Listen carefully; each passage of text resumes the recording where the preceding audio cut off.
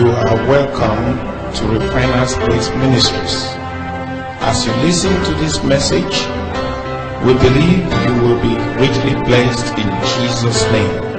Amen. Happy listening. Understanding covenant as a covering spirit. Níní òye májẹ̀mú bí ẹ̀mí tí ó ń bo ènìyàn. Understanding Níní òye covenant as májẹ̀mú gẹ́gẹ́ bí a covering spirit. ẹ̀mí èyí tó ń dáàbò bo ènìyàn. Yeah, a covering. Tó ń dáàbò bò. A covering. What is spirit? It's a covering spirit. Ẹ̀mí tí ń dáàbò bò ni.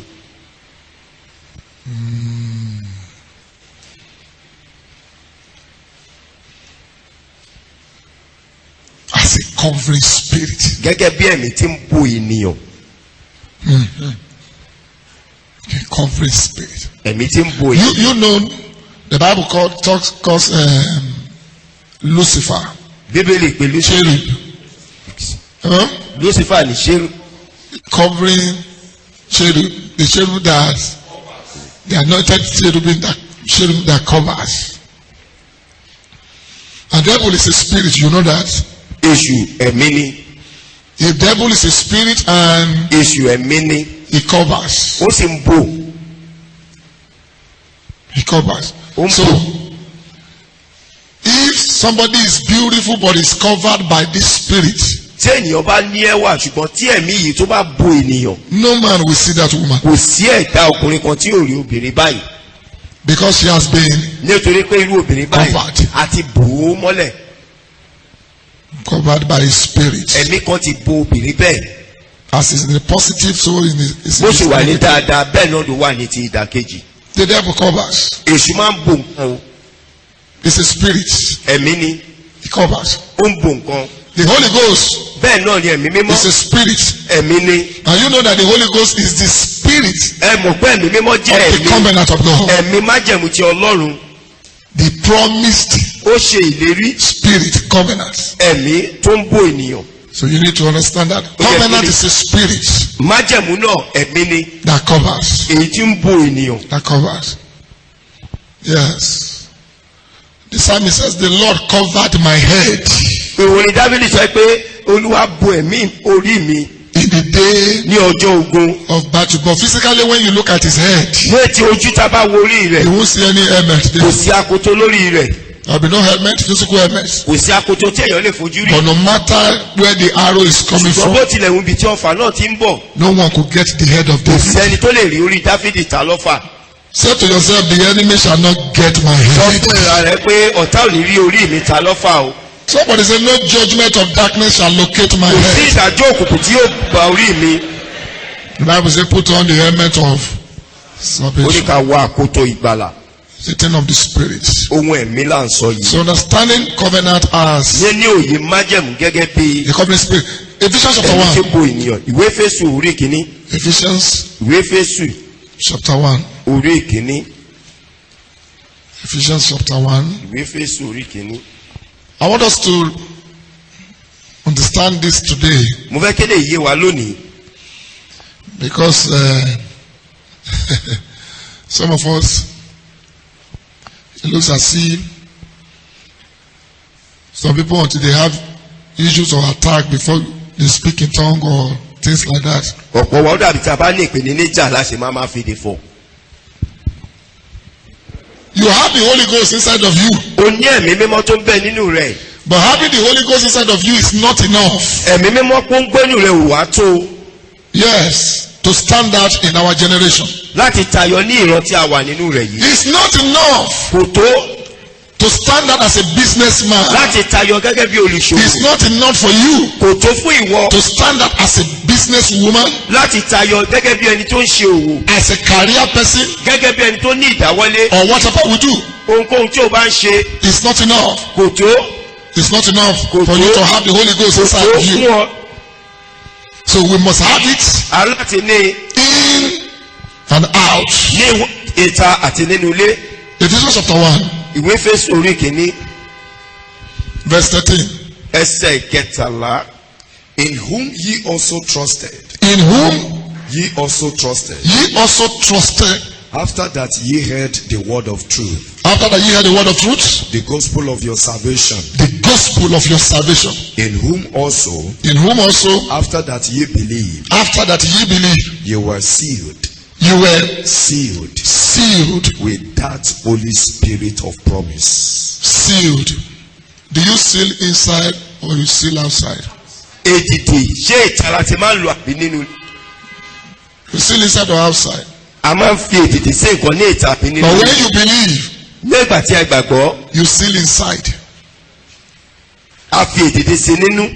Inside. Nínú. The seal there. Èdìdì tí ó wà níbẹ̀ yẹn. There are two seals. Èdìdì méjì ni. In Christ. Nínú Kristi. One. Ìkan. Is inside. Ìkan máa ń wà tó máa ń wà nínú. That you sealed the spirit man. Èyí tó fi di ẹ̀mí ènìyàn. Where is the spirit man, outside or inside? Ebo ni ẹ̀mí ènìyàn wà inú ilé àbí ìta inú. So which one is sealed here? Èwo wá ní èdìdì tí à ń sọ yìí? The physical man or the spirit man? Tinú àbí ti ìta. The spirit man. Ẹ̀mí ọkàn ènìyàn. Stamped. A fi èdìdì sí. This one belongs to God. Eléyìí jẹ́ ti Ọlọ́run. Sealed. A fi èdìdì sí. Sealed. A ti fi èdìdì sí. Sealed with what? A fi èdìdì sí pẹ̀lú. Sealed with that Holy Spirit. That Holy Spirit. Pẹ̀lú ẹ̀mí mímọ́. That Holy Spirit of promise. Sealed with that Holy Spirit. Okay. Chapter 4. Ìwé Éfésù Chapter 4. Orí ìkẹrin. Chapter 4 verse 30. Ẹsẹ̀ ọgbọ̀n. Sealed with the Holy Ghost. You were sealed. Sealed. A fi èdìdì sí wa. When you seal a book. Ní ìgbà tí o bá fi èdìdì sí ìwé. You seal a book. Téèyàn fi èdìdì sí. That means nobody has the right. Ó túmọ̀ sí pé kò sẹ́ni tó lè ṣí ìwé yẹn. To access, to enter. Tó lè wọnú ìwé yìí. So when your life is sealed. Ní ìgbà tí èdìdì some of us in the kingdom. Ọ̀pọ̀ wa nínú ìjọba yìí. Our spirit man is sealed. Ẹ̀mí ọkàn wa ti fi èdìdì sí. We are born again. A ti di àtúnbí. Our heart is sealed. Ọkàn wa ti fi èdìdì sí. We are for God. Àti jẹ́ ti Ọlọ́run. We love Jesus. A fẹ́ràn Jésù. We come to church. A ń wá sí ìjọ Ọlọ́run. You know you can't go back to that old stuff. Àmọ́ ọ̀wẹ́ a ò lè gbọ́ lọ sí inú ìgbà The old things. Ohun àtijọ́ ni. Your heart is sealed. A ti fi èdìdì sí ọkàn wa. Your spirit man is sealed. Ẹ̀mí wa ti fi èdìdì sí. But that is not enough. Ṣùgbọ́n léyìí ò tó. It's not enough. Kò tó. Now read that 4:30. And grieve not the Holy Spirit And of grieve God. not the Holy Spirit Of God. Of God. Whereby ye are sealed. Whereby ye are sealed. Unto the day of redemption. You are sealed unto the day of redemption. Day of redemption. Now let me tell you something. Ẹ jẹ́ ti sọ báyìí. I've told you don't interpret in Bible by English. Èèyàn ń ṣe ìtumọ̀ Bíbélì nípa Gẹ̀ẹ́sì. The mystery of the scripture cannot be interpreted by human language. Ìjìnlẹ̀ tó wà nínú rẹ̀ ò ṣeé ṣe ìtumọ̀ pẹ̀lú. Human language will stagger. Nípa ìmọ̀ ènìyàn. But you understand the nature of God. Èèyàn máa ń ní òye ìṣẹ̀dá His Ọlọ́run. will.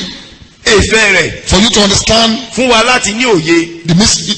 Give us another verse. Give us NIV. The word sealed there, you see is stamped or marked. And do not grieve the Holy Spirit of God. Everybody read. What does it say? Do not grieve the Holy Spirit of God. Do not offend or vex or sadden it. Okay. By whom ye were sealed. You were sealed. Marked. Branded. As God's own. Secured. Branded. Is that Amplify will tell you according to the original language. It could be. Ó lè jẹ́. Marked. Yé pé a fi àmì sí o. It could be. Ó lè jẹ́. Branded as God's own. Then it could be. Àti mú ènìyàn gẹ́gẹ́ bí ti Ọlọ́run. Secured. Which one is correct here? Èwo ló jẹ́ tòótọ́ bẹ́ẹ̀? In the context here, which one do you think he's talking about? Secured. Secured.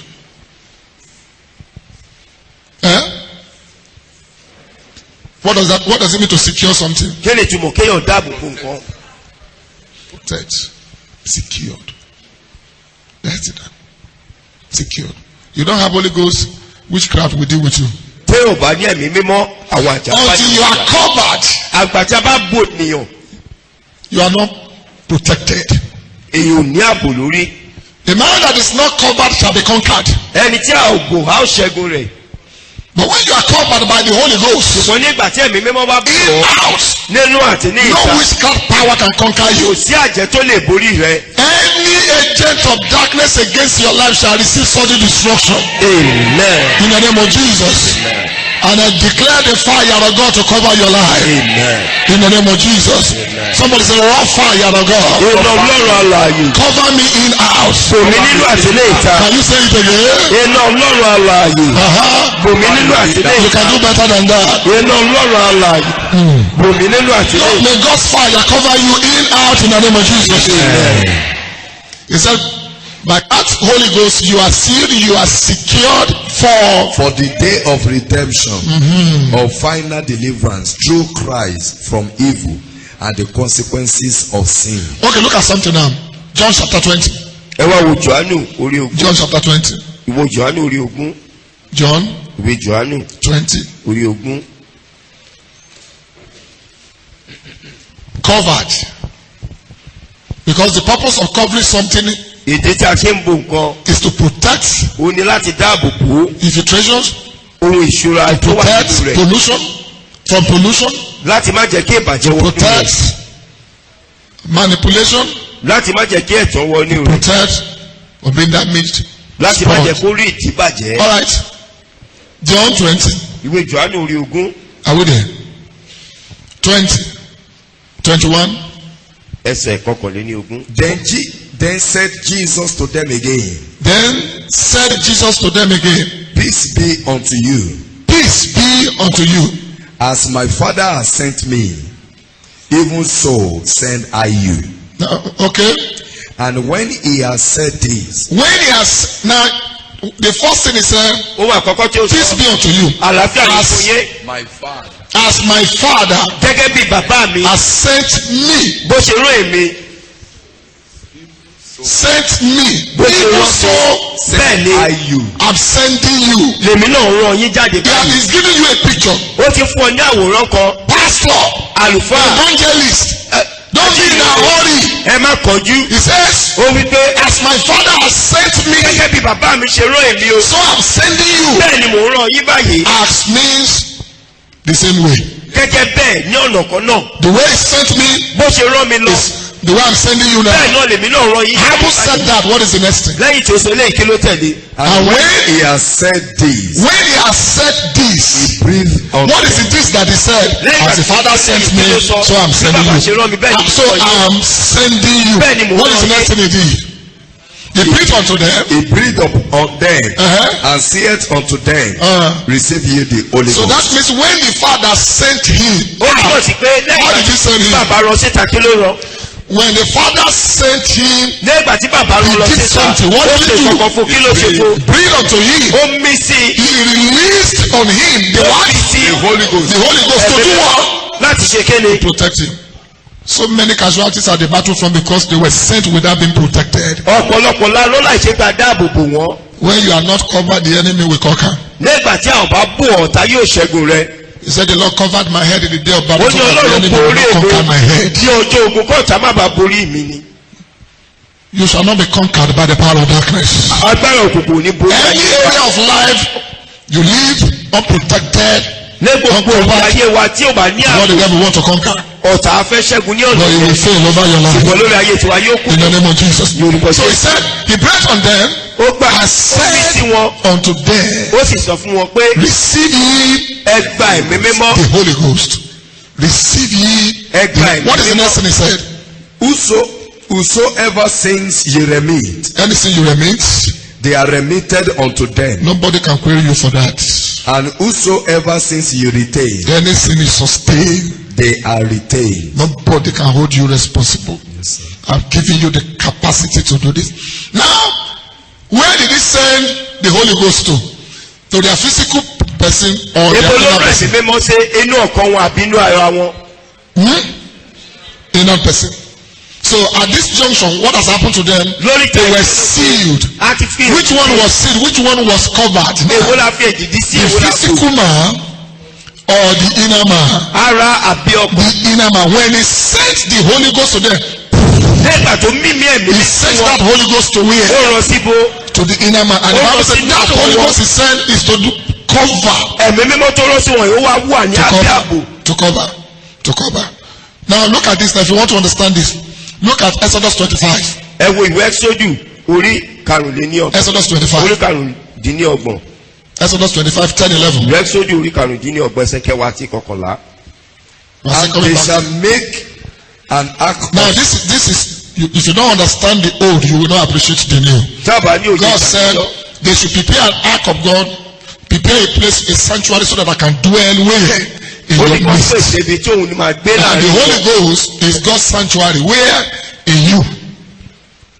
I told you it's the treasury of God. Yes, sir.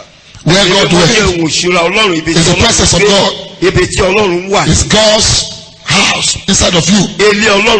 God's presence in you. Now in the old it said, and they shall make an ark of shittim wood. 2 cubits. And a half shall be the length thereof. Yes. And a cubit and a half the breadth thereof. Yes. And a cubit and a half the height thereof. And thou shalt overlay it with pure gold. Now, what's going to make wood or stone or whatever? The ark shall be of, and thou shalt give verse 10 again. And they shall make an ark of shittim wood. They shall make an ark of shittim wood. So the ark was made of wood. The ark was made of wood. Take note. The ark was made of wood. But God said, next level. And thou shalt overlay it with pure gold. What is the meaning of that statement? To cover it. Thou shalt cover it. Cover the wood with what? Because if you read the New Testament, the Bible says everything in the holies of holies was made of gold. Yes, sir. You can't see anything outside gold in the holies of holies. Everything in the holies of holies was made of the rod, and everything was made of gold. But he says something. The gold outside. Yes, sir. The golden candlestick was a figure of the Holy Ghost. Golden stick, candlestick that has how many branches? 7 branches. That is the seven spirits of God. So it says, when you make the ark of wood, now overlay it with pure gold. It says, and thou shalt overlay it with pure gold. Where? Within and without. What is the meaning of that? Cover it inside and out. With what? With pure gold. And that gold is what? Holy Ghost. It's the image of the Holy Ghost in the shadow. So, and thou shalt overlay it with pure gold within and without. And thou shalt thou overlay it, and shall make upon it a crown of gold round about. It's okay. Overlay it, the wood. Overlay the wood. Cover the wood with gold. It's inside and out. Now when Jesus said, receive ye the Holy Ghost, what has he done here? Has he completed the assignment? No. What part of the assignment has he done? The inner man has been He breathed into them the what? The Holy Ghost. Receive ye the Holy Ghost. Are they complete now? No. They are not complete because the inside has been overlaid with gold, waiting for the outside. Acts of Apostles chapter 2 now. Acts chapter 2. The inside has been overlaid with gold, but the outside is still ordinary. The gold inside must come out, must take place. That's Acts chapter 2 from verse 1. Yes. And when the day of Pentecost was fully come, when the day of Holy Ghost was fully come, they were all with one accord in one place. They were one accord in one place. And suddenly there came a sound from heaven. Yes. as of a rushing mighty wind. As of a rushing mighty wind. And it filled all the house where they were sitting. It filled the house. Where they were sitting. Yes. And there appeared unto them. And there appeared unto them. Cloven tongues like as of fire. Fire that appeared unto them, yes. And it sat upon each of them. What is the meaning of that? It covered their outside. Huh? It covered the the one he said, receive ye the Holy Ghost was where? We sent that one to the inside. Now when the day of Holy Ghost was fully come, that was covered the outside. Some of us, the reason why we experience rejection, hatred, frustration at the edge of breakthrough, because whatever rejects your good work is an unclean spirit. You didn't hear that? Whatever rejects your good work is what? It's an unclean spirit. Whatever makes you to walk and at the end of the day somebody looks at your wife and says, what the hell? It's an unclean spirit. That means that job, there's something missing in that job. There's something missing in you. Or haven't done your best. You appear before somebody. He looks at you and says, what have you done? Yeah? What have I done? Then you should know that at that junction something is missing. You have gold inside because you didn't manipulate the job. You have that golden heart that you could not manipulate people in the secret, but in the physical you are still rejected because the gold you showcase in the inside does not manifest where? No one sees gold and rejects. Yeah. The Bible says when the day of Pentecost was fully come, and they started talking, they didn't go to people. People came to them. They came to them. Why? Oh my God. I've come to speak over somebody today. Any spirit of rejection that covers your life, I clear out by fire. Amen. Spirit of rejection following your life, following the works of your hands, I clear out by fire. Amen. In the name of Jesus. Amen. Somebody says, spirit of rejection over the works of my hands, I clear you out by fire. Lift up your hand and say, spirit of rejection against the works of my hands, I clear you out by fire. Spirit of rejection against the works of my hands, you are terminated. In the name of Jesus. You can't see gold and reject. Yes, sir. How can you say you are a Christian? You know that scripture in the book of Peter that says, then we were without needs. Those are the scriptures that changed my life. He said then we were without mercy, but now we obtained mercy. He said then we were nobody. We were not his people, but now we are Abba. Someone say Abba. Hey. So you cover it in yes. And there appeared unto them cloven tongues like as of fire. And he sat upon each of them. That fire will sit on you. Amen. Those of us here on Sunday, we saw that the manipulation, the killing going on in the city was orchestrated, manipulated by a spirit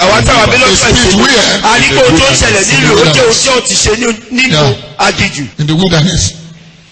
And when John and the apostle, when he saw that, what did he do? He was amazed. So what? You mean all the killings going on in the city was done by this one? In the wilderness? The angel said, let's go and see the secret. There's a secret behind what you see. So he said, receive the Holy Ghost. ó ní ẹgbà ẹ̀mí mímọ́. And when he said that, nígbà tí ó sọ eléyìí. they received the Holy Ghost. wọ́n gba ẹ̀mí mímọ́. But in the day of Pentecost, ṣùgbọ́n ní ìgbà the Bible says when the day of bẹ́ẹ̀ni sọ pé ní ìgbà Pentecost was fully come. That means ẹ̀kún rẹ̀. your day as a child of God has not fully come. When you have the God inside of you and you don't have it. ọjọ́ rẹ̀ ò sí tó ní ìgbà tó bá ní ìkan nínú tí ò ti ní ti. A child of God will still experience rejection. nígbà tí ọba ìkan ọmọ ọlọ́run. Even when he speaks in tongue, nígbà tó bá ti he has the Holy Ghost inside of him. ó ní ẹ̀mí mímọ́ nínú rẹ̀. But the Holy Ghost is not sitting on you. ẹ̀mí mímọ́ ò tó kò lé ọ. Hey, anywhere you enter, ẹ̀mí tí o bá wọ̀. while the Holy Ghost sitting on you, nígbà tí ẹ̀mí mímọ́ bá you jókòó lé ọ. become a God for everybody. Somebody say favor of the Holy Ghost. ojú rere ọlọ́run. Did you read in your Bible that goodness and mercy shall follow? Yes, sir. Shall follow. Shall what? ojú rere àti If goodness and mercy are àdúgbò. following somebody, that means what is the secret behind these guys? kí ló àṣírí àwọn eléyìí. Goodness and mercy following somebody. ojú rere àti àdúgbò máa ti. Where you have the spirit of the Holy Ghost, nígbà tí o bá ní ẹ̀mí you mímọ́. will have the goodness of the Holy Ghost. wà ní ìrere ẹ̀mí mímọ́. Oh, you will have the mercy of the Holy wà ní Ghost. àánú ẹ̀mí mímọ́. When you enter any place, tẹ́tẹ́tẹ́tẹ́ tí o bá wọ̀. no one can reject kò you. sẹ́ni tó lè kọ̀ ọ́ sílẹ̀. No one can do what? kò sẹ́ni tó lè Can kọ̀ ọ́. reject you. Abba, Abba, Abba, Abba. When you pray for yourself, say mercy of the Holy Ghost. àánú ẹ̀mí mímọ́. Sit on me. Favor of the Holy Ghost. Sit on my lap. Fire of the Holy Ghost. Sit on me. Strength of the Holy Ghost. Sit on me. Can you pour some things for your life? Can you pour some things for your life? Yes, yes, yes. Abba. Sit on me. Abba. Strength of the Holy Ghost. Abba. Sit on me. Abba. Glory of the Holy Ghost. Power of the Holy Ghost. What can people see when they see you? What do they see when they see you? What is it that they see when they see you? Abba. The power of Abba. sit on me. Abba. The strength of the Holy Ghost. Abba. The favor of the Holy Ghost. Hey! The blessing of the Sit on me. Favor of the Spirit of God. Power of the Spirit of God. He said, thou shalt receive power after the Holy Ghost. Oh my God. Jesus' name we pray. Amen. You better get what I'm saying now. Because he said, you don't have access to God's power until you receive His Spirit. èyí ò lè ní agbára ọlọ́run àfi tó bá kọ́kọ́ gba ẹ̀mí He mímọ́. said, thou shalt receive ẹ̀mí àwọn agbára. after. nígbà tí ẹ̀mí mímọ́ bá bá Now if you have been experiencing rejection, which tó bá means ti ń pọ̀ sí thou shalt receive favor ó rí ojú rere gbà. after lẹ́yìn ìgbà tí the Holy Ghost. ẹ̀mí mímọ́ bá bàjẹ́. Thou shalt receive mercy èèwọ̀ yóò rí àánú gbà. after the Holy Ghost has come. Are you getting what I'm saying? Whatever you need will come ohunkóhun tó bá ń bá yóò the wù. Holy Ghost. ẹ̀mí mímọ́ bá bá. Hey, say fire of the Holy Ghost. ẹ̀mí mímọ́ o. Strength of the Holy Ghost. agbára ẹ̀mí mímọ́ o. Favor of the Holy Ghost. ojú rere ẹ̀mí mímọ́ o. Do you understand what I'm saying? When the Holy Ghost favors you, nígbà tí ẹ̀mí mímọ́ bá ṣe ọ́ lóore no man kò sí ẹnikẹ́ni will take the glory. èyí tó lè gba òkú náà. Eh? Yes, sir. Everyone will know that this one is coming from. gbogbo ènìyàn yóò mọ̀ wọ́n sì jẹ́ pé ẹ̀mí mímọ́ ló ṣe Now, do eléyìí. you believe that rejection at the place of blessing ìkọ̀sílẹ̀ is a manifestation of unclean spirit? ó jẹ́ ìfarahàn ẹ̀mí òkùnkùn. Did you get that? sílẹ̀ yé wa Rejection at the ìkọ̀sílẹ̀ place of mercy is what? kàkà kéèyàn It's a gbà lọ manifestation ó jẹ́ ìfihàn of the unclean spirit. àìmí àìmọ́ But favor, ojú rere where there's no favor, níbi tí kò sí ojú is a rere manifestation ó jẹ́ ìfihàn ẹ̀mí mímọ́ of what? Holy Ghost, Spirit of God. Abba. Somebody say favor of the Holy Ghost. ojú rere ẹ̀mí mímọ́ Let's sit on me. jókòó lé mi. How many of you want to be favored? mélòó Hey, ojú rere say fire of the Holy Ghost. ẹ̀mí mímọ́ Sit on me. jókòó lé mi. Wisdom of the Holy Ghost. ẹ̀mí mímọ́ Sit on me. jókòó lé mi. Wonders of the Holy Ghost. Sit on me. Can you draw some things of the Holy Ghost in your life? Holy Ghost. Yes, yes, yes, The yes. power of the Holy Ghost. Hey. Sit on me. Hey. The grace of the Holy Ghost. Hey. The anointing of the Holy Hey. Ghost. The wisdom of the Holy Ghost. Hey. The power of the Holy Ghost. The goodness of the Holy Ghost. Hey. The favor of the Holy Ghost. Hey. Sit on my head. Hey. Sit on my Thou children. shalt receive Sit it. on my wife. Thou shalt receive it. Sit on my head. Thou shalt receive Sit it. on my business. After Sit on my the body. Holy Ghost Sit on my has life. come, Sit on my thou shalt receive. Sit on my body. Sit on my blood. Sit on my Thank body. you, Father. On my project. Jesus' name we pray. I want you to understand what a very simple. mo fẹ́ kí o tí mo sọ èkó yé wa. Even Mary, Maria could not conceive kò lè lóyún until àtìgbà tí the Holy Ghost. tó balẹ̀. He said, woman, all that I have said will come to pass gbogbo ìkọ́sí mo sọ yìí yóò ṣẹlẹ̀ sí the Holy Ghost have tí ẹ̀mí come upon you. bá ti balẹ̀ You want to break through. Look for Holy Ghost. Highly katagama. If Holy Ghost can come upon you, the same door you knock. ilẹ̀kùn tí o lò The same no way. tí wọ́n kàn sílẹ̀ Let Holy Ghost sit on you. jẹ́ kẹ̀mí mímọ́ jókòó ní o Knock at the door kó again. wá tí ilẹ̀kùn yẹn kàn. When you knock at the door, ẹgbẹ́ tó bá kọ́ they will tell you what exactly do you want kí to ni ìgbà tó ń wá. Somebody say fire of the Holy Ghost. Power of the Holy Ghost. Spirit of the Holy Ghost. Sit on me. Go ahead, go ahead, go ahead. Abba. Abba. Upon my body, upon my name, sit upon my blood, sit upon my body, the strength of the Holy Ghost, the power of the Holy Ghost, the fire of the Holy Ghost. Sit on me. Sit on me. Sit on me. Hey. Sit on my blood, my contact gaba, sit on me, my Father, the strength of the Holy Ghost, wonders of the Holy Ghost, sit on me. Thank you, Father. Jesus' name we pray. Take us. Let's finish. Pray. That is the problem of today's church. eléyìí ni ìṣòro ìjọ òní. We speak English. à ń sọ̀rọ̀. We talk grammar. a lè sọ Gẹ̀ẹ́sì. Point 1.7. kókó àkọ́kọ́ dé We do èké. all that.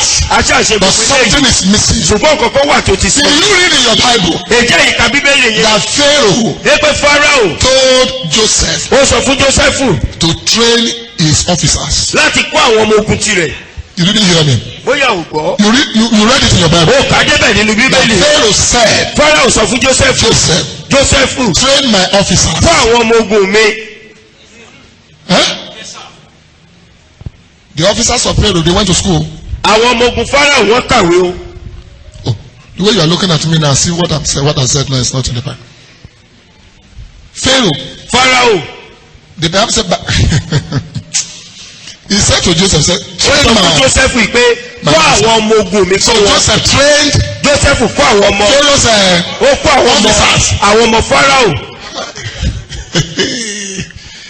he was the one that appointed you sit, you control the corn. òun ló yẹ̀ wọ́n. You ìwọ máa darí be àgbàdo. in charge of the money they pay. ìwọ wà nípa owó. Jósẹ́fù ló ṣe gbogbo èyí. Joseph, you don't know God. ẹ ò mọ Ọlọ́run. That's why God humbles us in our generation. nítorí náà Ọlọ́run ṣe lè rí wa bá ní ìrọ̀rùn ayé. Gira too much. àgídì wa pọ̀. Ó pọ̀ o. Plenty.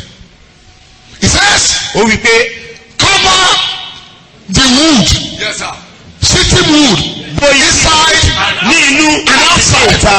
And after the instruction, lẹ́yìn if you dare the act anyhow, you remember what happened? Yes, sir. Who sir? What happened? cross. Covered it inside. bo igi yìí nínú àti ní ìta. The disciples received it inside. àwọn ọmọ ẹ̀yìn gbà nínú. But when they got it, ṣùgbọ́n ní ìgbà tí wọ́n outside gbà of ní ìgbà there, ní ìgbà tí wọ́n gbà ní the word came to them. ayé tọ̀ wọ́n wá. Oh my God, may you receive it on your life. May you receive the fire on your life. In the name of Jesus. So many of us, until we experience attack, ọ̀pọ̀lọpọ̀ àtàbá ní ìpèníjà. until we experience nightmare, tàbá làlákàlà. before we speak in tongues, ká tó fèdè fò. before we pray the kind of prayer we ká are tó lè talking bá about this àdúrà tó morning. yẹ ká gbà. But when everything is cool, lẹ́gbà tí gbogbo rẹ̀ bá ń dára. that's when you go, even when you were coming this morning, lẹ́gbà tó tẹ ń bọ̀ láàárọ̀ when you yìí. woke up this morning, lẹ́gbà tó you jí didn't do láàárọ̀ this yìí. thing. You are going to get a job. You are going to meet somebody. o fẹ́ lọ gbaṣẹ́ o fẹ́ lọ wáyọ̀ o fẹ́ lọ To submit a sáyọ̀. proposal. o fẹ́ lọ fẹ́pọ̀ ń Did you wáṣẹ́. pray the prayer? èjò ń gbàdúrà yìí. Did you ask him to sit on you? èjò sọ pé mi mímọ́ tó Because kù you yọ. believe you have the power, you have the strength to do all that. o rò pé o yẹ. Hey! The Bible says, whatever is born of God, bẹ́ẹ̀ ṣe kó ohun tí Ọlọ́run bá dé. whatsoever is born of God. So something can be what? Born of God. So what happened to the ark of God? The ark of God was born of God. Ọlọ́run ló So ti. you dare the act of God, you die. If your business is born of God, any witchcraft power that try to sit on that business, what will happen to that power? Ọlọ́run bá lè bí iṣẹ́. And if you sacrifice yourself by touching the ark, how can witchcraft sit on the ark? You didn't know what I'm Sábà saying? lè ṣubú nítorí pé ó fọ́ ẹ̀ka kò tí ẹ̀ rí yìí. báwo What I'm saying now was what happened. They carried the ark of God to meet what is the name? wọ́n gbé àpótí ẹ̀rí lọ́ba. What is the name of that God? lọ́ba èrè yìí. Dagon. Thinking that the ark of God was an ordinary thing. wọ́n rò pé igi lásán ni. And what happened in the morning? kí ló ṣẹlẹ̀ láàárọ̀? A bow. What happened in the morning? A bow. Worship him. The same Dagon Dágónì kan náà. that is chasing you. ètò ń lé ìwọ. Dagon that is chasing you. Dágónì tó ń lé ọ. Ark of God àpótí ẹ̀rí. that could not talk. ètò ò lè sọ̀rọ̀. Before the day dawn, what happened? kí ẹ̀lẹ́ tó The mọ́. ark àpótí ẹ̀rí yìí. crushed ó ti wó gbogbo Dágónì. ó ti wó lulẹ̀. Dagon because the ark was covered. nítorí pé àpótí ẹ̀rí abò nínú àti ìta. If only the fire of God can cover you. tẹ̀lé ọlọ́run bá lè bọ̀ nínú àti ní ìta ni. I can't see which crowd I want to sit on you. èmi ò rí àjẹ́ tó fẹ́ jókòó lé ọ. Why? kí ló fà á? Isaiah 30 verse 1. Let's pray. ìwé àsáyà orí ọgbọ̀n Isaiah 30 ẹsẹ̀ verse 1. We talk too much. a ti ń sọ̀rọ̀ jù. We speak English too much. a ti ń sọ But we gẹ̀ẹ́sì. are listening in prayer. àwa jẹ́ ọ̀lẹ nínú Some of àdúrà. us we can write. But to pray now we can't pray 30 minutes. láti gbàdúrà lè gbàdúrà ìṣẹ́jú We ọgbọ̀n. are the one troubling our generation. àwa là ń yọ ìran wa We lẹ́nu. are the one bringing shame to the name of the àwa Lord. là ń mú ìtìjú bá orúkọ Why? Ọlọ́run. Because we can't pray. Especially the men. nípa pàwọn ọkùnrin. Fire will hit your soul. amen. I said fire will hit your soul. Because if the senior pastor in the house cannot pray, what will olórí happen to the àlùfáà ò bá lè congregation? gbàdúrà kí ló fẹ́ ṣẹlẹ̀ Who is the senior pastor of every house? ta ni olórí àlùfáà? The man. ọkùnrin. The man. ọkùnrin. You can imagine if I come here now ẹ wò kí n wá síwájú yín báyìí. and I begin to speak grammar kí n kàn máa sọ̀rọ̀ ṣáá. and I tell you, kí n sọ fún yé. open your mouth, kẹ́yìn wá la inú yé. pray, kẹ́ ẹ máa gbàdúrà. pray, kẹ́ ẹ gbàdúrà o. pray, oh, ẹ gbàdúrà o. pray, ẹ gbàdúrà. pray, ẹ gbàdúrà dáadáa. pray, pray. And you are praying. ẹ̀yin wá ń gbàdúrà. You are praying. ẹ̀ ń gbàdúrà. You are praying. ẹ̀ ń gbàdúrà. It will get to a stage. yóò di oríta kan. Your patience will run out. sùúrù yóò tán. I said, pray. mo ní ẹ gbàdúrà. And you are praying. kí wá máa I said, gbàdúrà. close your eyes and pray. Some of you will open your eyes. ọ̀pọ̀lọpọ̀ a máa lajú ojú kan wò mí. Close your eyes, close your eyes. Pray. jíjọ́ ẹ gbàdúrà. ẹ Pray. gbàdúrà. You open your eyes. ẹ ń lajú kan. The man that is asking not to pray. ẹni tó tẹ ní ká gbàdúrà. ẹjọ́ òun gbàdúrà dé.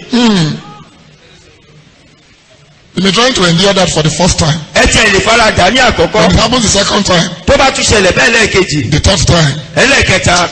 whoa, this pray. gbogbo àdúrà tá a ń gbàgbà yìí.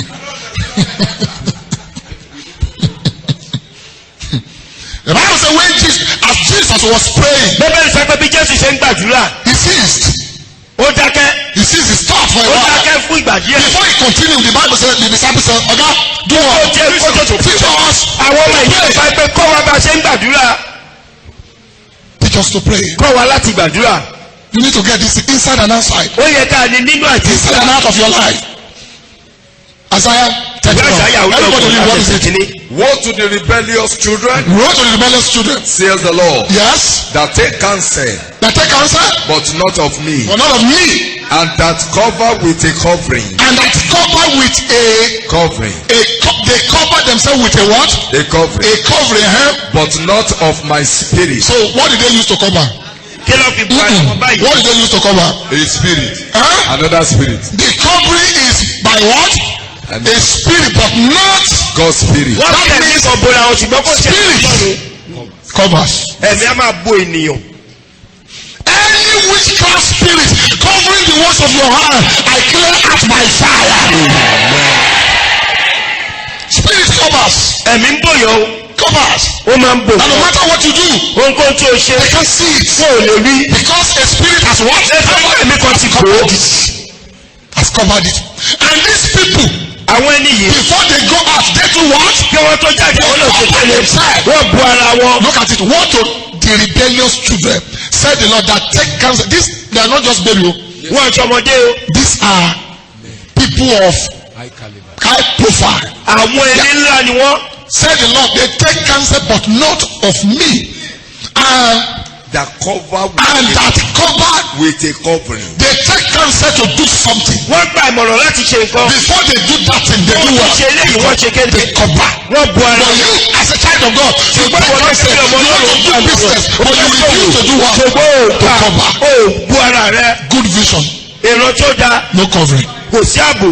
Good dream. Àlá tó dáa. No covering. Kò sí ààbò. Good projects. Iṣẹ́ tó dáa. No covering. Kò sí ààbò. Everything good, but no. They take counsel. Gbogbo rẹ̀ We dáa. want to build a house. Afẹ́kọ́lé You báyìí. want to do something. O fẹ́ ṣe You want to run a ó business. fẹ́ ṣe iṣẹ́. Good business. But the business is not what? Gbogbo iṣẹ́ yà ò Cover. gbó. When you fail to cover your business with the spirit of God, witchcraft spirit will come and do what? Cover the business. Lẹ́gbàá tí o bá bo iṣẹ́ rẹ pẹ̀lú ẹ̀mí tó da òkùnkùn àpò. Because if you cover the business with God's spirit, no ancestral spirit can do what? Can cover the business. Kò lè bo iṣẹ́ It yìí mọ́. takes spirit to fight spirits. Ó gba ẹ̀mí láti bá ẹ̀mí jà. Woe to the rebellious. Give me another version. Woe to the rebellious children. That's verse. What version? Amplified. Yes. Woe to the rebellious children, says the Lord, who take counsel and carry out a plan, but not mine, and who make a league and pour out a drink offering, but not of my spirit, thus adding sin to sin. The cover. Wọ́n bò. It's a spirit. Ẹ̀mí ni. Because Satan himself is a spirit. Nítorí pé ìfúnra rẹ̀ ẹ̀mí ni. The anointed cherubs that are Covers. Sẹ́ríkù tí a fi àmì òróyàn tó ń bò the yìí. spirit. Ẹ̀mí ni. It's a spirit. Ẹ̀mí ni. It's either you are covered by God or you are covered by unclean spirit. Èso ló láti bo ènìyàn bóyá ẹ̀mí If ọlọ́run. something is happening, Tí ìkọ̀kọ̀ bá ń ṣẹlẹ̀. somebody is making it. Sẹ́yìn ó ṣe àṣeyọrí. His business is, prospering. Iṣẹ́ rẹ̀ ń tẹ̀síwájú. It's because that business has been Ó jẹ́ torí pé covered by what? so iṣẹ́ yìí pẹ̀lú ẹ̀mí Spirit of mímọ́ God. pẹ̀lú ẹ̀mí mímọ́ You ọlọ́run. can produce the same thing, Ẹ lè má jọ ṣe ìkọ̀kọ̀ do náà. the same job, Kẹ́ ẹ máa ṣe iṣẹ́ but kan not náà. getting Kẹ́ ẹ má rí the èsì same kan náà. result. Why? Kí ló fà á? Because this one is covered Nítorí eléyà by the àbò. Spirit of God. The other one is covered by Àbò. evil spirit, Pẹ̀lú ẹ̀mí òkùnkùn ni. unclean spirit, Ẹ̀mí àìmọ́. clean spirit, clean spirit. Don't just have it within. Má kàn ní ẹ̀mí mímọ́ nínú. Oh God, you know I do all this thing by your Ó spirit. mọ̀ Oh. pé ẹ̀mí rẹ̀ mo I fi do all this thing, but you know it's by your spirit. You gave me the vision by your spirit. Ó You fún mi gave ní me the ìrọ̀lẹ́. business by your spirit. Ó fún mi ní ìṣe. Yes, by the spirit inside. Ẹ̀yẹ pẹ̀lú ẹ̀mí But ọlọ́run. something is missing now. Ọkọ̀ kọ̀ọ̀kan wà tí ó The sọ. spirit is missing where? Ẹ̀mí On ìsọ̀rọ̀. the outside. Lé ìta. It has to be Ó láti wà nínú àti ní and ìta. outside. The ark of God must be covered Àpótí ẹ̀mí wa láti bò ní àti ìta. and outside. It's on an outside. Cover. I want us to pray. I want us to pray. So stop complaining. Cover your life. Cover the works of your hands. Bó ṣe ọwọ́ rẹ̀ Inside àti ní ìta. and outside. Inside and out. Cover it. Bò. Cover it. Bò. Let me now see the witch that want to sit on it. Ṣé wá wo àjẹ́ tó fẹ́ jókòó lé? Cover it. Bò. This is part of what we enjoy in the new covenant. Ohun tá à ń gbádùn nínú májàmú titun rèé. You remember the theme? Exploring the what? Ṣé àwárí? Exploring Ṣíṣe àwárí. the new covenant. You explore. It's not about coming to church. Explore. Explore means look into it. Ó túmọ̀ sí pé wo inú rẹ̀ Gather something better. láti rí ohun tó dára. Probe your perception. Wo ìgbékalẹ̀ rẹ̀. Hey, probe it. Does it mean this is the best God can offer? Èyí tó dára jù tí mo lè ṣe. Does it mean God does not have power? Ètò In náà case of clean spirit. láti borí ẹ̀mí. Does it mean when I do business, God will allow a clean spirit to come and mess up my Ṣé business? ṣé òwò ṣé Ọlọ́run máa gba òkùnkùn láyè láti So bàjẹ́? then, what do I stand to benefit? Kí wá ní àǹfààní tí mò ń gbà? God says, Ọlọ́run wí pé don't just have the spirit bákan ní inside. ẹ̀mí yìí nínú o. Have it Ní nínú àti ìta. outside. Don't just have it Mákàn ní sínú. have it where? Ní nínú àti ìta. Before you step out into any business, what are the two things you need? You need the spirit inside. Onídàá àti ìdílé àti And ilé. when you do the business and you want to present it to somebody, don't just, the Bible says, he that trusted his own heart is a fool. Ẹni tó bá gbẹ́kẹ̀lé ọkọ̀ ara rẹ̀ òmùgọ̀ ni. Before you present it to man, what do you do? Cover it inside and Bò ó nínú àti ìta. he that trusted his own skill is a fool. Ẹni tó bá gbẹ́kẹ̀lé akitiyan ara rẹ̀ òmùgọ̀ ni. It's time for us to cover inside Ó ti and tó àkókò láti bò ó nínú àti Let's rise ìta. up and do that. Ẹ jáde lórí ẹsẹ̀ wa báyìí. That's right. That's right. I've told you mo sọ fún wa. You do business. ó ṣòwò ni. If I want to do the business you do. tẹ́mi bá ṣòwò tí ẹ̀yin ṣe. You may even know it more than me. But you will produce your own. Let's say we are selling loaves of bread. kájọ máa ta búrẹ́dì. Your own bread. búrẹ́dì tirẹ̀. Holy Ghost Pentecostal fire. ẹ̀mí mímọ́ ló tiẹ̀ fi dá orúkọ rẹ̀. My own bread. búrẹ́dì tèmi. Bread of life. You know your own is longer than my own. tiẹ̀ ju orúkọ tó sọ tiẹ̀ ju ó gùn ju tèmi lọ. Are you understand that? Yes, sir. But by the time we present it to the consumer, those who want to eat. lẹ́yìn pàtàkì wọ́n fẹ́ gbé fáwọn tó máa jẹ́ báyìí.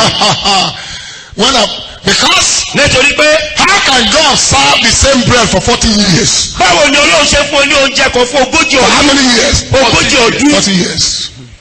40 years. ogójì ọdún. Why is it that people are tired of hearing of èyí jẹ́ táwọn èèyàn tó fi sún wọn pé wọ́n fẹ́ gbọ́ ohùn tìrẹ mọ́. Hey! 40 years. ogójì ọdún ló fi bọ́ wọn. I don't want you to carry big Bible with that big God. mi ò fẹ́ kó máa gbé bíbélì láláì Ọlọ́run ńlá. Your God must be big both inside. Ọlọ́run rẹ̀ láti tóbi nínú àti ní ìta. Let's cover this thing. I want to send businessmen back. mo fẹ́ rán àwọn tó ń ṣòwò padà. The next time before you present any proposal, what do you do? kí o tún lọ wáṣẹ́ àbò fẹ́ lọ gbàṣẹ́ kí ló máa ṣe. Cover it inside. bò ó nínú àti ìta. Cover inside out. I'm telling you. mo sọ The fún ọ. Bible said, taste it and bẹ́ẹ̀ fẹ́ pé tó wò see that God is. wá sí ìpè rere ni Olúwa. Taste it. Say in the name of Jesus. fẹ́ẹ́ lórúkọ Jésù. Holy Ghost. ẹ̀mí mímọ́. Cover my soul. wọ ẹ̀mí mi. My life. wọ ayé mi. My body. ara mi. nínú And àti ní ìta. You understand now? yes, sir. If he could do that to a thing, tó bá lè ṣe lè fi he can do it to a man. ó lè ṣe So fún when you are covered in lẹ́gbàá tó bá bọ̀ nínú àti the ní demon ìta. that cannot enter your spirit cannot sit on your body. ẹ̀mí òkùnkùn tó lè wọlé ara rẹ̀ ò lè jókòó ní ọ. Are you getting what I'm saying? Yes, sir. If he cannot penetrate your spirit, tó bá ti lè he wọlé ara rẹ̀ kò lè he can't jókòó sit ní on ọ. my body. Why? My spirit is covered with him. My body is also Ara mi lè ta. So anywhere I sleep, ẹbẹtẹbẹtẹ bá sùn. no matter the flies around, ohun tó lè jẹ jọ as long as fire léwọ̀ gbà tí ń lọ. is right there, tó ń tó nínú the òde. flies will expect àwọn eṣinṣin yẹn o. the fire. wọ́n bọ̀ ọ́lá fún iná yẹn. Say in the name of Jesus. lẹ́gbẹ̀ẹ́ lórúkọ Jésù. Holy Ghost, ẹ̀mí mímọ́ o. cover me bòmí with your fire. pẹ̀lú ọwọ́ iná rẹ̀ nínú àti ní ìta. Go ahead, go ahead, go Holy ahead. Ghost, ẹ̀mí mímọ́ cover bòmí me and wọlá out. Jésù bòmí pẹ̀lú ọwọ́ iná rẹ̀. Spirit of God, cover me nínú àti ní ìta and out. Cover me with your fire. Cover me with your power. In and out. bòmí. Your body, the works of your hands. bo iṣẹ́ ọwọ́ mi bo ìyàwó mi bo ọmọ bo aṣọ lórúkọ Spirit of God, cover me Yes. with your power. Rejection is not your portion. Rejection is not your portion. I'm telling you, when you understand what I'm saying. Cover. He said they cover themselves, but not by my spirit. Cover, but not of my spirit. Not of my spirit. The covering was not of my spirit. Was not of my spirit. It did not come by my spirit. So the spirit of God covers. Yes, covers. Cover my marriage. Cover my body. Hey! He said the Lord covered my head in the day of battle. Cover. Yes, Holy Ghost. Hey, cover the words of my head. Cover my soul, my body, my inner man, my physical man with your fire. In and out.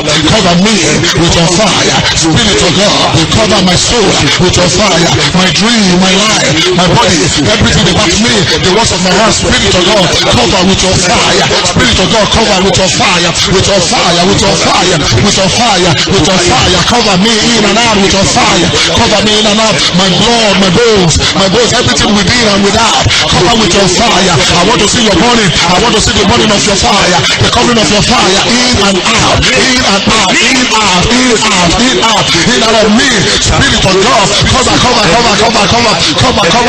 Cover. Somebody send him to bring your fire to your office, to your shop. Cover the words of my hand. In and out. Cover.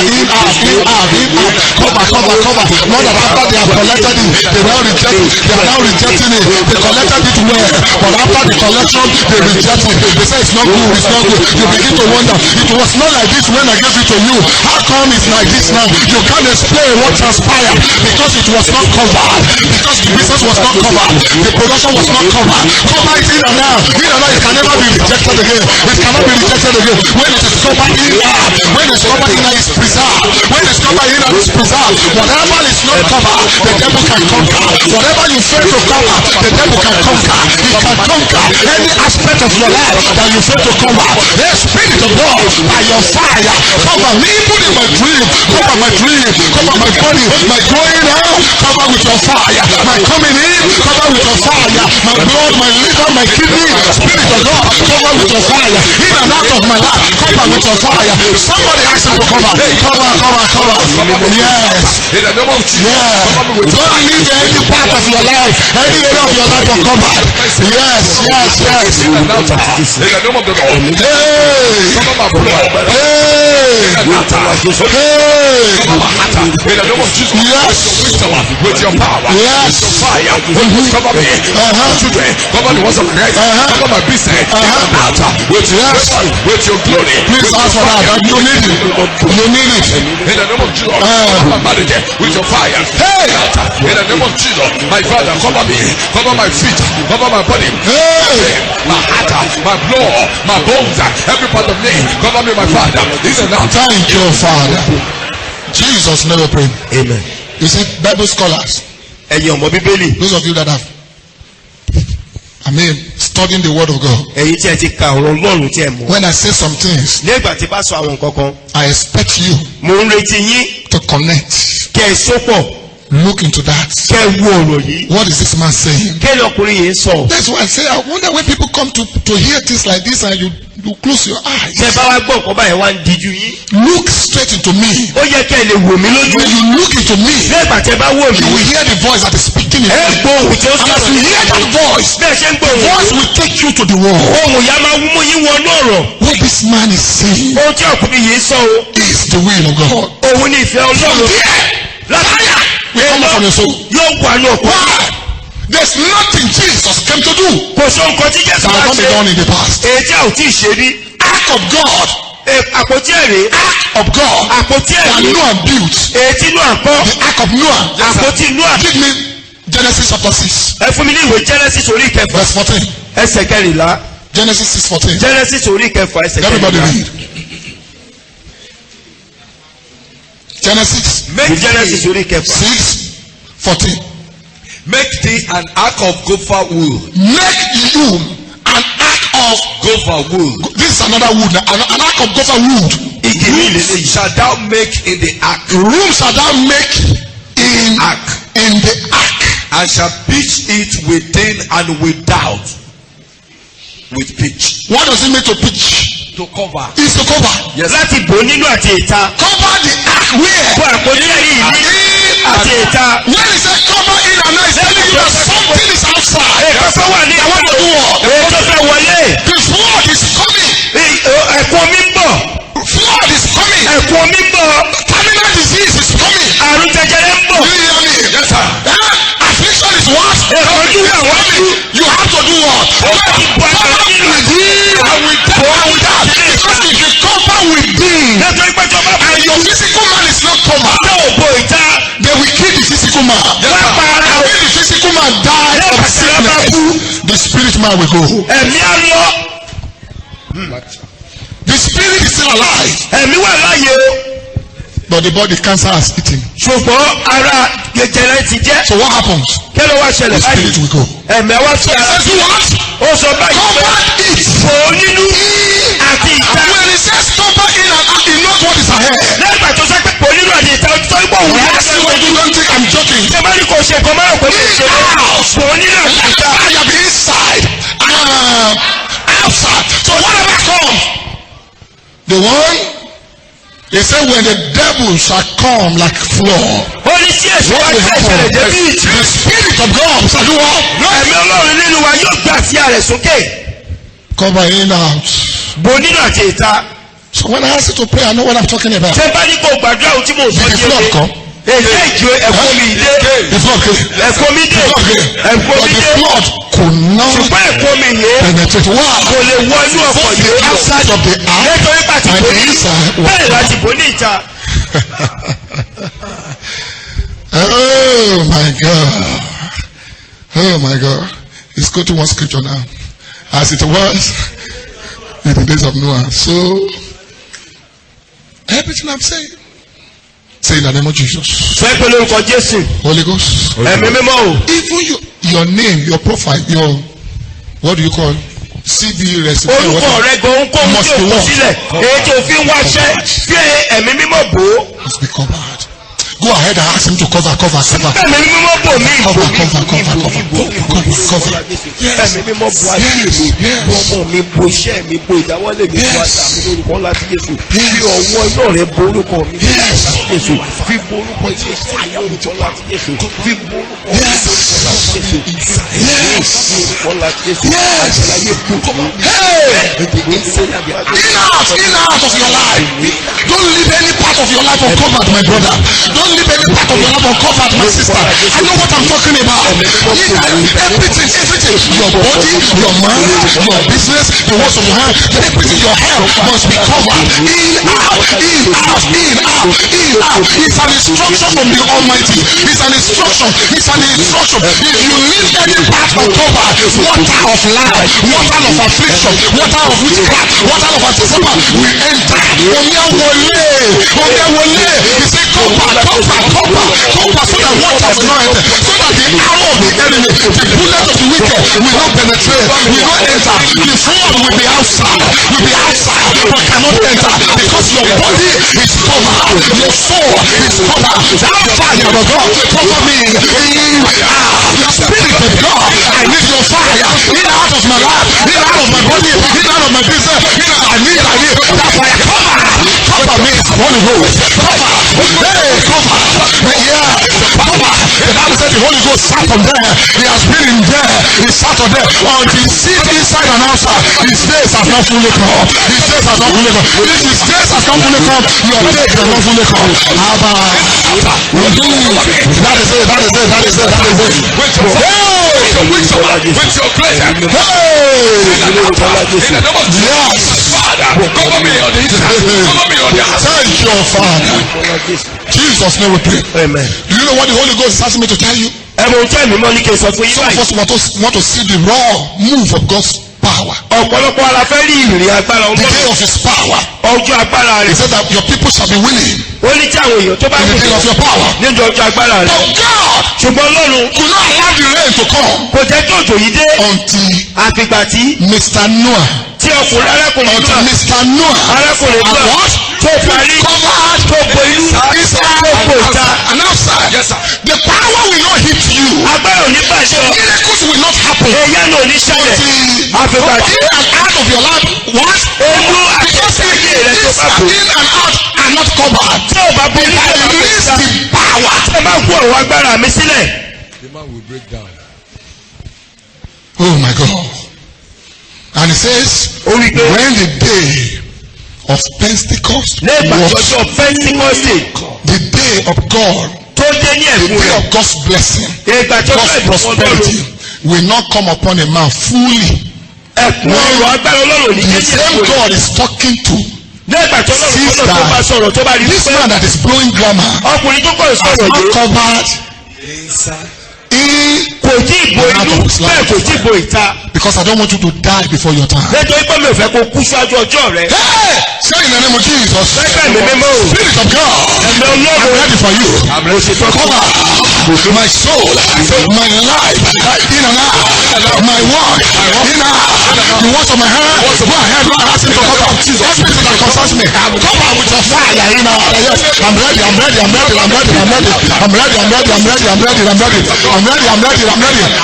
Cover. Yes, cover. ready for you. Cover me in and out. In the name of Jesus. Spirit of God. Cover me in and out. Ask him to cover. Ask him to cover. Your name. Your name. Your appearance. Your image. Your personality. Your personality. Your spirit man. Your dream life. Your dream life. Your going out. Your coming in. Your soul. Your mind. Your mindset. Cover the words of your hand. Your vision. You have vision. But is the vision covered? Your vision covers. Holy Ghost, cover the words of my hand. Cover the vision you gave to me. Cover it, Lord, with your fire to preserve the vision. The vision must be covered. To preserve the vision must be covered. To preserve the man must be covered. To preserve the marriage must be covered. To preserve your job must be covered. To preserve your name must be covered. Whatever is not covered cannot be preserved. My God, anything you fail to cover, God cannot preserve. Hey, he said he covered my head in the day of battle. Cover my going out. Cover my going out. Every step I take, every business I do, everything I lay my hands upon, the Bible says it shall prosper because it's covered. It's covered with God's prosperity. It's covered with God's hand. It's covered with God's wisdom. It's covered with God's glory. Yeah. That is it. That is it. Businessmen, businesswomen, please pray. Please pray. Please pray. Please pray. The Lord asked me to give you that key. It's a key. It's a key. It's a key. Everyone that engages, yes, you do something. You lay hands on something. You present. You are a presenter. You present things for people. You present. They ask you to do things. You do things for people. Please pray that prayer. Today is your day. That the next one you present to them shall no longer be rejected. Shall no longer be refused. Yeah. It must be covered. When it's covered, they see God's wisdom. They see God's power. They see God's hand in the works of your hand. They see God's hand in the works of your hand. They see God's hand. They can't reject. God's hand cannot be rejected. You can't see his wisdom and not appreciate his wisdom. Well, let us talk to him. Holy Ghost, cover this thing with your fire. Cover this thing with your power. Cover this thing with your hand. Cover this thing with your glory. Cover this thing with your wisdom. Cover this thing with your ability. Let your hand be seen.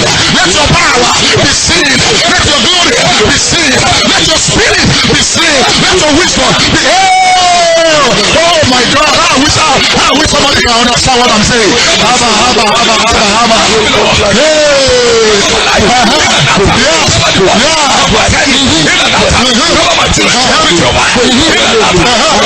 go.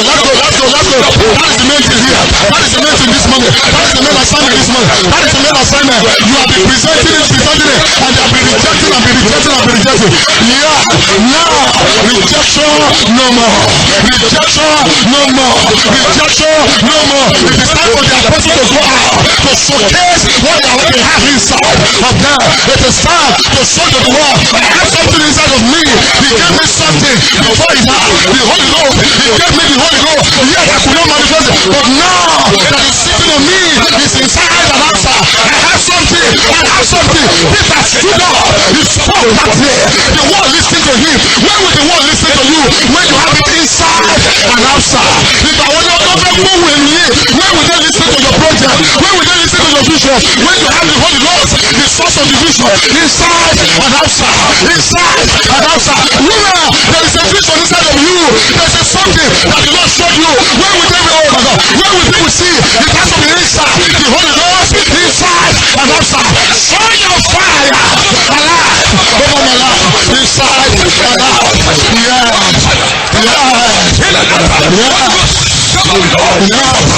Your fire, your wisdom. Go ahead. Your anointing. Go ahead. Holy Ghost, come on. I don't know what you do, but I'm telling you how I do what I do. I tell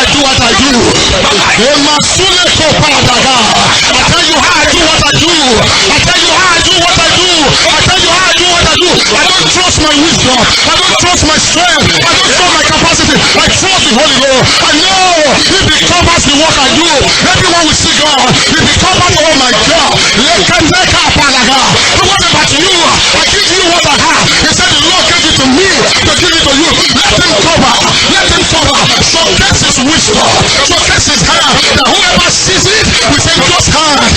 in this day. God's wisdom is in this day. God's power. They cannot be rejected. Oh my God. Oh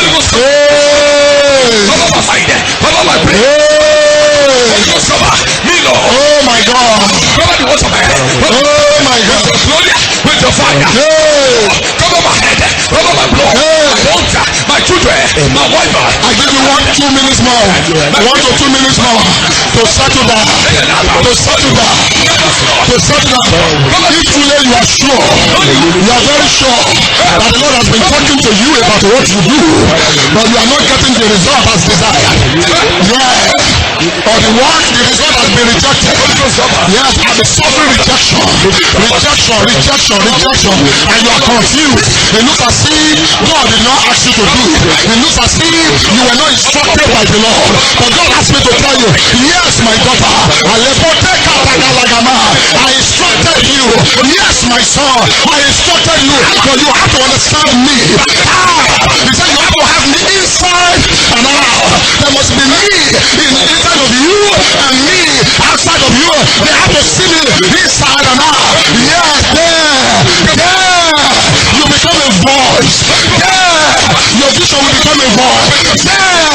The disciple became a voice. They became a voice. Because the day of the Holy Ghost was fully around there. The Holy Ghost came to show exactly, I sent these guys. I sent there. I sent her to do that business. I sent him to do that business. I gave the vision to him. I gave the vision to her because the Holy Ghost was there to bear witness. Woman, the Holy Ghost wants to show that tailoring, fashion designers, I sent you to do that job. Because she said, that shop, I directed her there. That business, I gave to her. But now, they are not figure. When are they going to figure? Holy Ghost, just show yourself. Show your power. Show your hands. Show your head. Your wish for my life. In the words of my heart.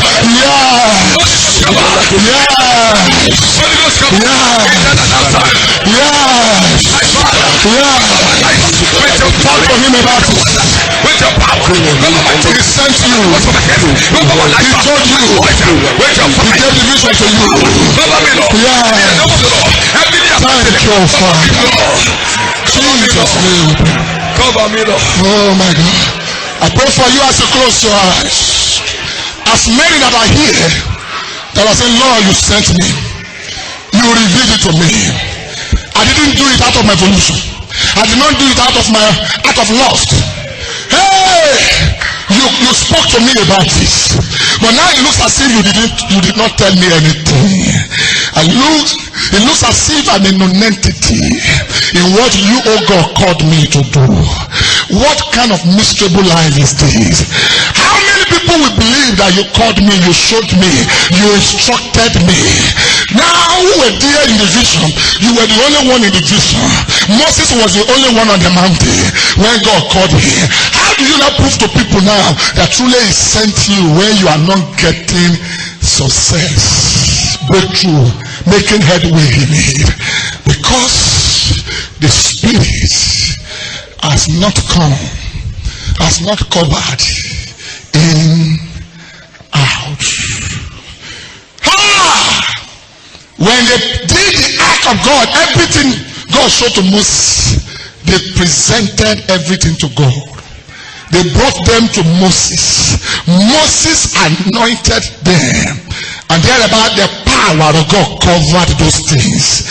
Act of God out of shitting wood became a carrier of presence of God.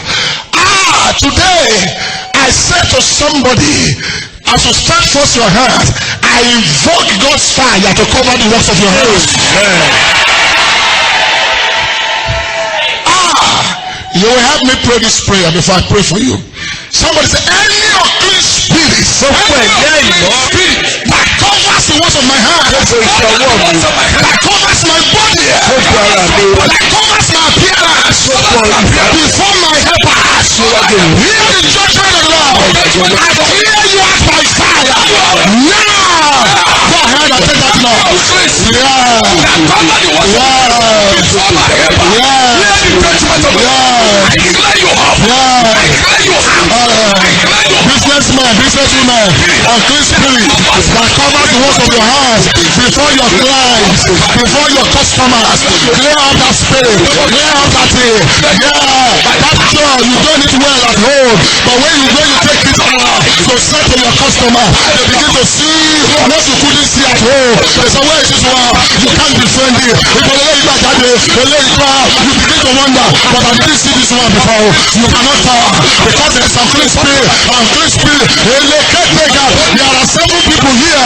There are several people here. God is actually talking to me. The Holy Ghost is speaking expressly. That is the word.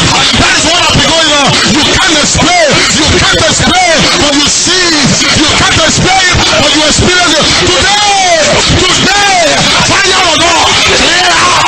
Fire of the Holy Ghost. Fire of the Spirit of God. Clear out. Clear out. The work of that of His Spirit. Now, in the name of Jesus.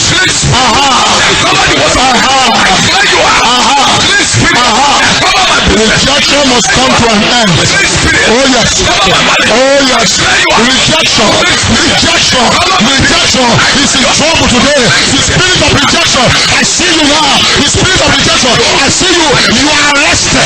You are arrested. Spirit of rejection, you are arrested. Over the words of that man, over the words of that woman. I see that spirit. You are arrested today. Spirit of rejection, I say you are arrested. I bind you. I clear you out. Leave that man. Leave that woman. Leave the job. Leave the business. Leave the goods. Now. In the name of Jesus. I clear you. I cast you. Spirit of weakness. I clear you. In the name of Jesus. Unclean spirit. Yes. Cover my body. Yes. Clear you. Unclean spirit. Cover my body. Be with it. I clear you. Be with it. Rejection. Cover my body. Rejection. It's an unclean spirit. Spirit of rejection. Spirit of rejection. Spirit of rejection. Unclean spirit of rejection that rejects the words of my heart, that rejects my effort, that rejects my good job, that rejects my good work. Your time has expired. Your season has ended. Your activities has ended. Today, I clear out your works. I clear out your power. I clear out your activities over the words of my heart. Today. Today, woman, today is your day. Brother, today is your day. The Lord sent me to you. Deal with the spirit of rejection. It's an unclean spirit that covers. It's an unclean. Oh yes. Fire. My business. Yes. Your fruits. Yes. Yes.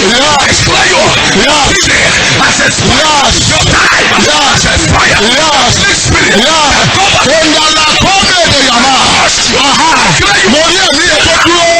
I see that spirit. That spirit has been arrested. Send it out. Send it out. Send it out. I see what I'm saying. I see what I'm saying. Let go to the command. Spirit of rejection that came under the father catheter that said, whatever you do, wherever you go, whatever you lay your hands upon can never be accepted. He's a liar. Today, that power is arrested. In the name of Jesus, I clear out his work, his activities, his power over your life, over the works of your hand. Now, by fire of the Holy Ghost. Now, yes, in the name of Jesus, do with me. Something is happening. Something is happening. Something is happening. Something is happening. Somebody say something. Something is happening. Somebody say something. Somebody say something. Somebody say something. I said somebody say something. Somebody say something. There is a voice. There is a voice. There is a voice. There is a voice in our midst here. There is a voice. There is a voice. Somebody is a voice here. You are saying something. Say it well.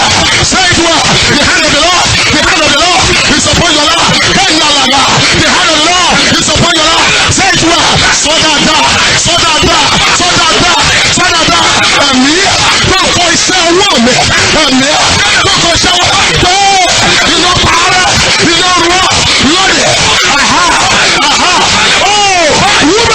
woman a stranger is walking out is leaving a woman ẹ̀mí àjèjì ó fi obìnrin kan sílẹ̀ lose her let her go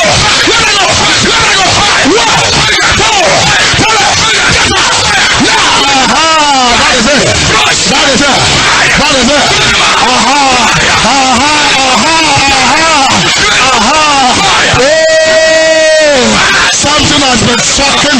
of somebody. Something has been sucking the blood of somebody. That thing is walking out of your body now. Something that has been sucking the blood of you. Blood sucker spirit. Blood sucker. Oh, war. Blood sucker war. I come against you. I cross your hair. I bruise the hair. I destroy that war. I destroy that thing. That the enemy program into your body to suck your blood. To suck your blood. To suck your I cross that power. Now. Yes. I clear you out. I clear you out. I clear you out. Out of my life. Out of my business. I clear you. In the name of Jesus. Thank you, Father. Jesus' name, open. So force your hands as you close your eyes and the power of God taking over your life. Yes.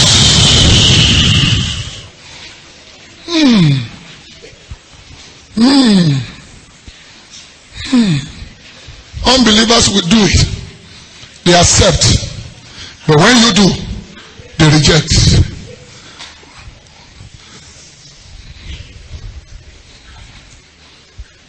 What a life. As you stretch forth your hands before the Lord, I declare, every unclean spirit covering your hands, covering the works of your hands, unclean spirits from your household, from the witchcraft kingdom, and right now I declare, fire of the Holy Ghost clear it away. Fire of the Lord clear it away. Right now in the name of Jesus. He said they covered but not of my spirit. You do the same business with them. They cover themselves with unclean spirit, but you have no copy. You just go there naked. Nothing covers you. You go there naked, but they cover themselves. The story has changed. I know what I'm talking about. The story has changed. The situation has changed.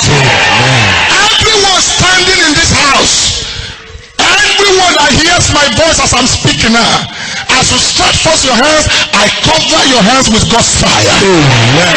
I cover the words of my hand with God's fire. I release the fire of the Holy Ghost over your hands, over your body, over your image, over your appearance, over your personality.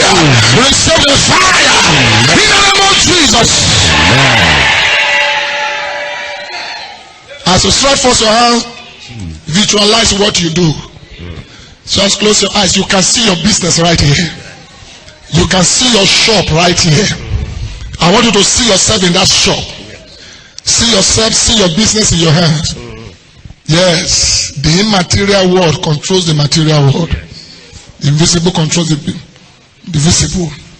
Right here, as you stand in the presence of the Lord, the Bible says it was in the presence of God that Joshua divided the land. He didn't go to the land. He divided it in the presence of God, and he gave everybody his portion right in the presence of God. I don't need to be in your house, in your compound to give you your portion. I know what I'm talking about. Right in the presence of the Lord today, everything that belongs to you, that the wicked has arrested, today I lose starting from their hands. Amen. Every door that God has opened, but the enemy shut against you, wherever the door may be right now, I command it to open. Amen. I open it in the name of Jesus. Amen. Every business that God entrusted in your hands, he said along that the enemy came, they hijacked it from you. Today, the hand of the wicked over that business, I cut off in the name of Jesus.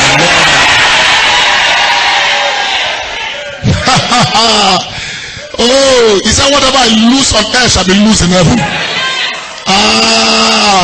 Gbogbo ṣẹ̀kẹ̀ṣẹ̀kẹ̀. Every chain and shackle of darkness that tied your business. That tied your business to a standstill. Every satanic garment, judgment and embargo over your certificate that says anywhere you take it to, it must be rejected. Hear the judgment of the Lord. The embargo is taken away. Amen. The chain is cut off. Amen. The power is destroyed. Amen. In the name of Jesus. Amen. Oh my God. To every man, every woman that lost Kendagati Lekumadaya, you lost keys in your dream. Whether the key to your shop, the key to your office, or Sokokoronu loju orun. Èèyàn mẹ́ta, 3 people, you lost keys in the dream, whether a bunch of key or one, and they said to you that the key, the way to the business has been taken away. It's a lie. I come with a final judgment. Yes. The key you lost, I call back to your house. Amen.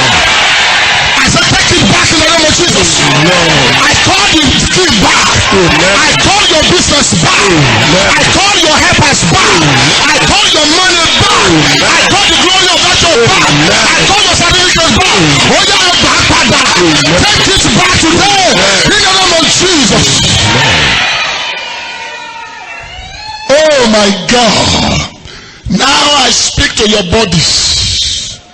Gbogbo àgọ́ ara tí ìjọba òkùnkùn ti parọ́.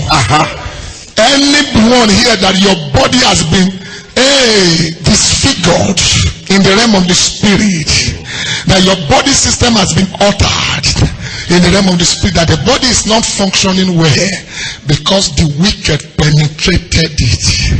Now that you have asked the fire to cover both in and out, therefore I command that system to be corrected. Your body system to be corrected. Your appearance to be corrected. Your blood to work well. Your liver to work well. Your kidney to function well. Your womb to function well. In the name of Jesus, I command your brain to function well. Your bones to function well. In the name of Jesus, right now I declare that your body system is corrected. In the name of Jesus. Wherever you be rejected, after this meeting, they will accept you. Somebody says, spirit of rejection, get out forever. Can you say it again? You can do better than that. In your business, in your body, in the works of your hand, get out. In your household, in your office, get out forever. As you have declared this morning, so shall it be. In the name of Jesus. Now the Bible says it takes away the first that he may establish the second. As you have rejected the spirit of rejection, I call to your life the spirit of favor. I mean favor. I mean favor. The spirit of favor. The spirit of God's mercy. I call to your life. In the name of Jesus. The spirit of God's beauty. I call to your life. The spirit of His glory. I call to your life. In the name of Jesus. Henceforth, anywhere you go, you shall be favored. Amen. Goodness and mercy, favor shall follow you. Amen. Shall follow the works of your hands. Amen. Henceforth, all the days of your life. Amen. In the name of the Father, amen, of the Son, amen, and of the Holy Ghost. Amen. Somebody is saying something here. I see somebody half naked, covering this our nakedness, and the Lord said to me, that person is saying, oh my God, hear the word of the Lord. The enemy showed to you that you have been disgraced, but God asked me to tell you, you will receive double honor for that. I see what I'm saying. I see what I'm saying. Wọ́n fi hàn pé wọ́n bọ́ ẹ sí òhò. Ẹni tó dá ayé àti ọ̀run, the creator of the universe asked me to tell you, instead of that shame, double honor will hit you. They show to you that you were arrested, tied, whether by any military personnel or uniform personnel. And they are Kenda Lakati Anama. One more soul. Oh, Holy Ghost, Spirit of God, Spirit of God, that you were arrested. Whatever I lose on earth is loosed in heaven. Wherever you are, the jail and the shackle, the satanic officer that arrested you, I bind the officer. And whatever he used to apply you, I set ablaze. I loose you now. In the name of Jesus.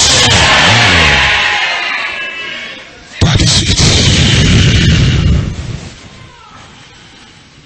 If the Son shall set you loose, you are loose. Loose forever.